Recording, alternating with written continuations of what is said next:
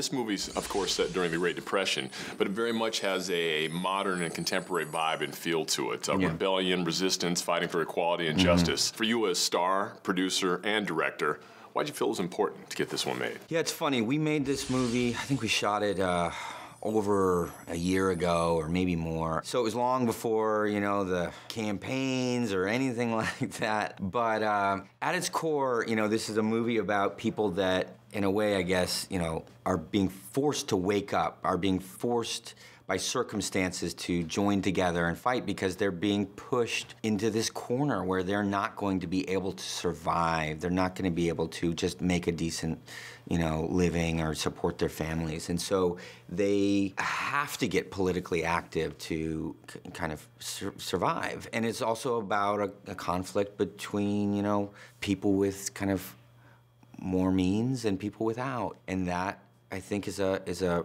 reoccurring, eternal conflict. And so even though this was a period piece, when I made it, I thought this is something that will kind of resonate timeless. At all times. Yeah. Talking about you personally, you've enjoyed the kind of career most in Hollywood would dream of. You've been a damn machine.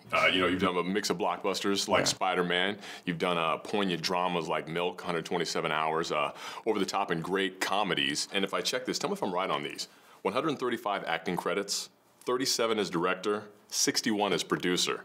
That's mind-blowing stuff. If you were going to write a handbook for a young person in Hollywood, what kind of thoughts and ideas would you share?